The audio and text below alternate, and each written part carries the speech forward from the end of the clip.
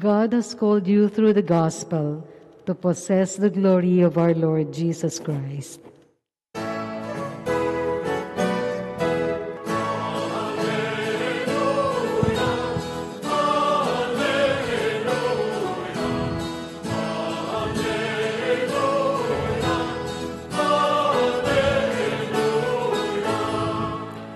The Lord be with you. And with your spirit. A reading from the Holy Gospel according to Saint Matthew. Glory to you, O Lord.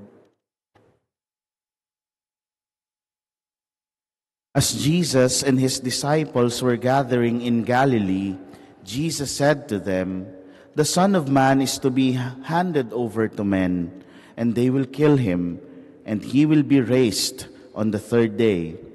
And they were overwhelmed with grief. When they came to Capernaum, the collectors of the temple tax approached Peter and said, "Does not your teacher pay the temple tax?" "Yes," he said. When he came into the house, before he had time to speak, Jesus asked him, "What is your opinion, Simon? From whom do the kings of the earth take tolls or census tax? From their subjects or from foreigners?" When he said, "From foreigners," Jesus said to him, "Then the subjects are exempt. But that we may not offend them, go to the sea, drop in a hook, and take the first fish that comes up. Open its mouth, and you will find a coin worth twice the temple tax. Give that to them for me and for you." My dear friends, the Gospel of the Lord. Praise to you, Lord Jesus Christ. Good evening, my dear brothers and sisters.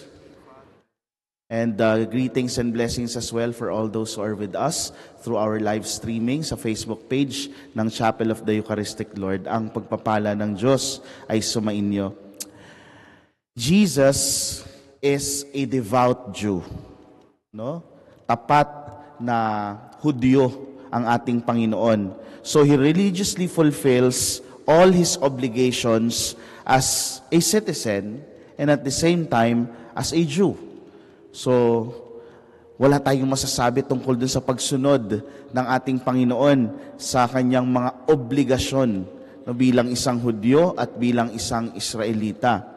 But as the Son of God, as our Lord, no, as divine, Jesus uses things both great and small, no, to get His teachings across to His disciples. So ibig sabihin, lahat ng mga pagkakataon na kung saan pwedeng magturo ang ating Panginoon ng kanyang mensahe, most especially about the kingdom and about His reign, ay kukunin niya yung pagkakataon. So kung titingnan natin, every miracle, everything that He does, is a way for Him to evangelize. Kaya naman, ang mga nangyayaring kanina po sa ospital, sa NCMH, sa National Center for Mental Health, nagmisa ako sa mga lolo, and tinanong ko sila, naniniwala pa ba kayo sa milagro? Lahat naman sila, unanimously, ay sumagot ng oo. And tinanong ko sila, ano bang naaalala niyong milagro na ginawa ng ating Panginoon? So, isa-isang sumagot. And madalas, ang kanilang mga nababanggit ay yung talagang either well-known o talagang yung big time, kumbaga.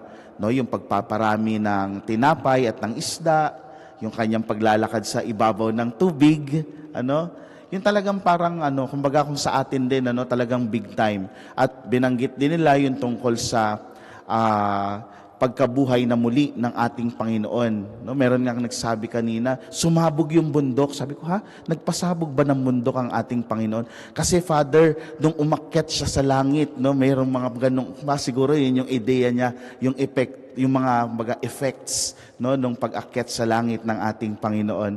But same with us, madalas ang naaalala nating mga milagro or miracles of our Lord ay yung mga talagang big time. And we tend to not notice yung mga maliliit na bagay like that of what we have heard today in the gospel. Hindi ba? It's seemingly an important miracle. Nung pinag-usapan yung tungkol sa temple tax, ay sabi ng ating Panginoon, sige, Pedro, mangisda ka. Yung unang isda mong makukuha, no, ay merong lamang barya sa kanyang bibig. Saan mo makakakita ng isda na may barya sa bibig, di ba? And at the same time, alam ni Lord, yung unang isda mong makukuha, merong barya sa bibig. Parang napaka-imposible namang set up yun ng ating Panginoon. Ano? So it is also small as it is, or simple as it is, it's a miracle from the Lord, di ba? Seemingly, it is unimportant miracle. But about the question about the temple tax, Jesus used the shekel, yung silver coin, and the fish. And para kay Pedro, napakakaraniwan ng pangingisda, yung pangangawil, nung nanghuli siya ng isang isda. And the first fish that he caught, contains that in the mouth of the fish, yung silver coin. And that shekel is equivalent to 2 years of annual temple tax. So they paid it for Jesus and for Peter. So pinapakita una sa atin dito na responsive ng ating Panginoon when it comes to obligations.